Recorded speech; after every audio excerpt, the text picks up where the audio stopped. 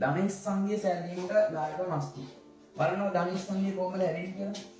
මේ වෙනවා මේකම මෙහෙම වෙනවා ඌර්වස්ථිය. ඊම කියන්නේ ඌර්වස්ථිය.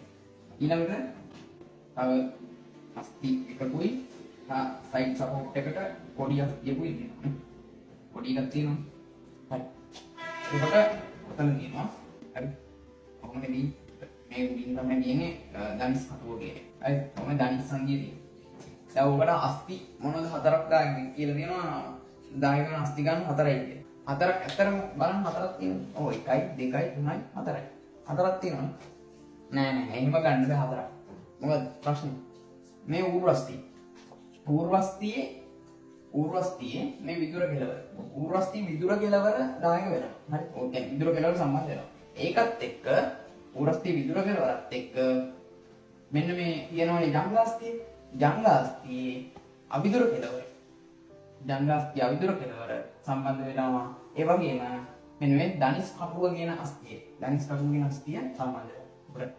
මේ ඌර්වස්තියේ විදුර කෙලවරයි ජංගාස්තියේ අවිදුර කෙලවරයි ධනිස් කටුවයි තමයි මේකට දායක. මෙන්න මේ අනුජංගාස්තිය මේක දායක වෙන්නේ. අනුජංගාස්තිය ධනිස් සංඛ්‍ය හදන්න දායක වෙන්නේ නැහැ. මේක සම්බන්ධ වෙන්නේ මෙතනින් වරඩුකර සංඛ්‍ය හදන්න දායක වෙනවා. හරි. යටින් වරඩුකර සංඛ්‍ය හදන්න දායක වෙනවා. මෙතන ධනිස් සංඛ්‍ය හදන්න දායක වෙන්නේ ජංගාස්තියයි ඌර්වස්තියයි ජංගාස්තියයි ඌර්වස්තියයි එකතුවයි කියන අස්ති තුන. මේ තුන දෙනා විතරයි දායක වෙන්නේ ධනිස් සංඛ්‍ය හදන්න.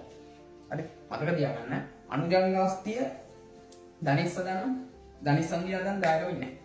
ඒක දායක වෙන්නේ වරඩුකර සංඛ්‍ය හදන්න. මතක තියාගන්න. ටැලස් අස්තිය මෙතනින් ටැලසිය සහ ජංගාස්තිය ඒක දාගෙන වරඩුකර සංඛ්‍ය හදන්න. ධනිස් සංඛ්‍ය හදන්න ඌර්වස්තියයි ජංගාස්තියයි ධනිස් කටුවයි තමයි ධනිස් කටුව කියන අස්තිය තමයි සම්බන්ධ වෙන්නේ ධනිස් සංඛ්‍ය එකට. හරි. ඒක ධනිස් සංඛ්‍ය දාගෙන අස්ති ගන්න 4 නෙමෙයි 3යි එනවා. මේ මතක තියාගන්න. සංඛ්‍යා පර්ෆෙක්ට් නාරෙන් ඡාප් කරලා තියන්න මොකද මේ හරියටම තියෙන සංඛ්‍යා මතක තියාගන්න.